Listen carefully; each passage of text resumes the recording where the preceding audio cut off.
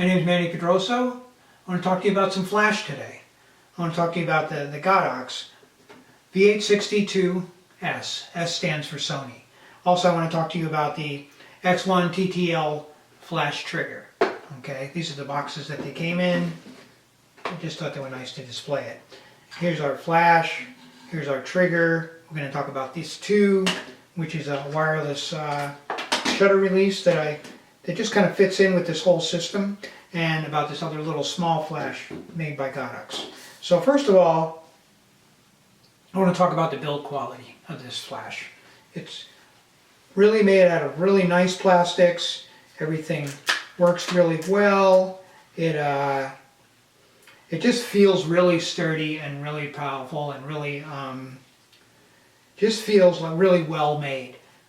I also want to talk about this feature here, which sets this flash apart from just about any other flash I've ever used, which is a lithium-ion battery pack, or battery. I guess it's a battery, but it's like a battery pack to me because it does the same function. With this battery pack, this flash will fire 600 flashes at full power without recharging before, and also it gives you a really quick refresh rate, like 1.5 seconds you can refire your flash. In order to do that, like with my old Canon gear, I would have to attach a battery pack onto the flash in order to get that many shots out of the flash, plus be able to recycle that fast. So that just makes this flash so much nicer. Also, we have the point that this flash has high-speed sync, okay, and which is something that's really important to me. It allows you to do things with a flash that you can't normally do. Like, for instance, if you're in a situation where your background is really bright, so you want to expose for your background, and your subject in your foreground, if you expose for the background and you get your beautiful blue sky with the white clouds, your subject in the foreground is in the shadow. So say you have to, in order to get your blue sky correct, you have to expose a 500th of a second. Well, most cameras have what they call shutter sync speed. Like this camera, the higher speed it will fire at, its speed sync is 1/60th of a second. So if I need a 400th or a 500th of a second to light up, to expose for my sky, that won't happen with this. My sky will be blown out even though I use a flash to light up my foreground. So with high-speed sync, it will allow my camera to fire at 500ths of a second, and at the same time it will allow the flash to go off. So that's when you see these pictures with the big beautiful sky and the person in front of it is not in shadow but lit up, because you light them up with the flash and you expose for the background with the camera. And that's why high-speed sync is such a great thing to have. It also has a radio receiver in the flash, okay, which is really cool. Because on my old Canon flashes, in order to get what I could get with this flash, with the battery in this flash and the radio receiver in this flash, is I would have to put my flash on a radio receiver, have a radio transmitter on my camera, and I would have to put a battery pack on. So I would have to attach two things onto my flash in order to get what I get with this flash just by itself, which is really cool, really cool. This flash has a guide number of 60, which means it's a very powerful speed light. It just is a really nice flash. I really enjoy it. I'll show you some of the things, the functions that it does. And here we go. Turn it on. And right now it is in TTL, manual zoom. Okay, so you can zoom this manually, and here's your zoom right here. And as you can see, I'm not doing it right. Oh. Okay. This turns high-speed sync on and off, this button here. This is my zoom button. Okay, now I can manually zoom, and it will manually zoom all the way up to 200. So if you want to like focus your light in one spot, you can zoom out to 200, and you can have it's almost like putting a snoot on your flash. it'll go all the way down to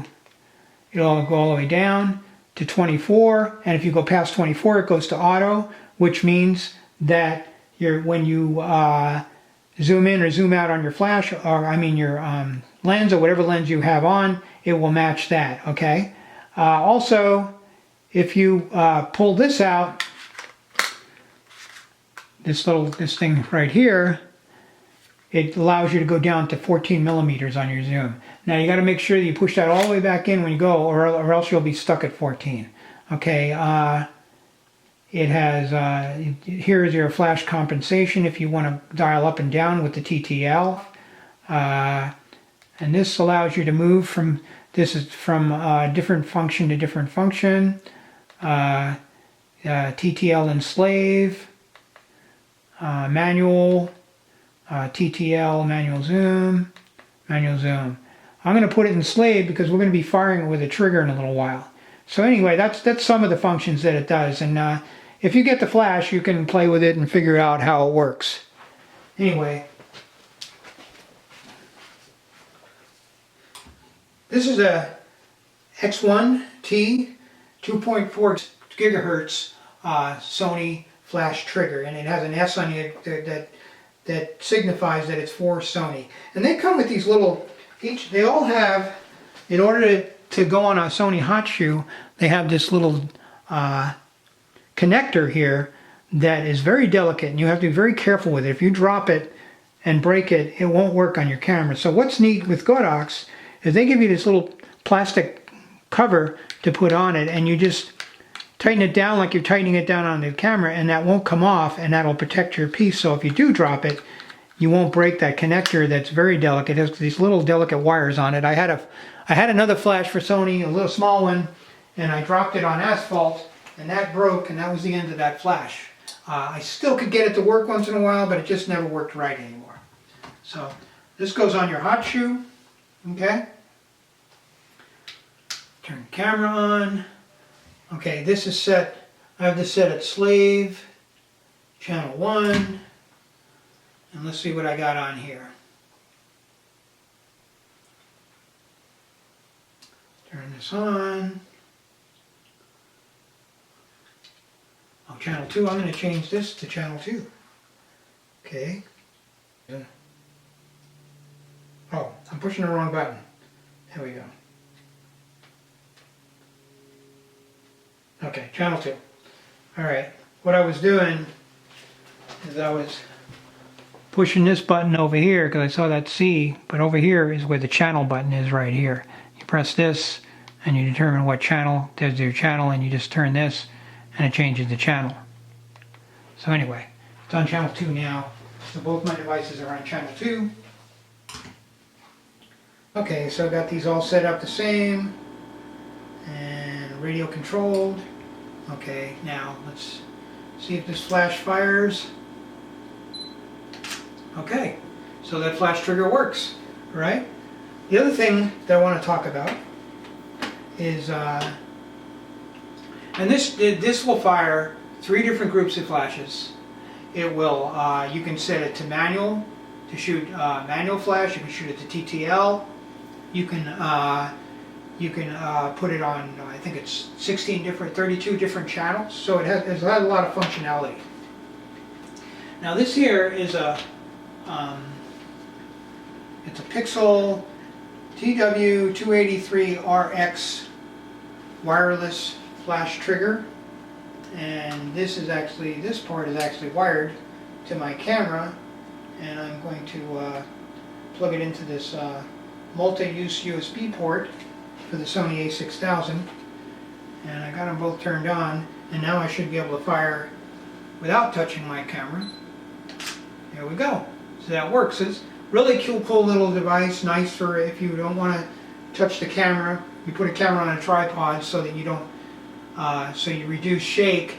So the more you can avoid having to touch that camera, the sharper your image is going to be. I like it also because the Sony a6000, when you set it up to fire bracketed shots for something like HDR, it won't fire all 3 shots by one press of the button. You have to hold the button down for the whole time until all 3 shots are fired. And if you're in a low light situation, some of your shutter speeds can be pretty long and you're risking the chance of shaking your camera, which is the whole reason you have the camera on a tripod. So with this, you just press this down and you keep it down until all 3 shots are fired, and then you can release it and you don't have to touch the camera, which is really nice. I also have, I'm going to talk a little bit about the Sony, the Godox TT350. And of course this is the S version because it's for Sony. And this is a nice little flash. It also has high-speed sync. It also has a radio receiver in it, so you can actually use this in conjunction with this. You can use these together. You can use them with this flash trigger. So all these pieces go together. But what I like about this flash is I do a lot of traveling, and I'm going to bring this whole setup next time I'm going to Europe, and I'm going to go to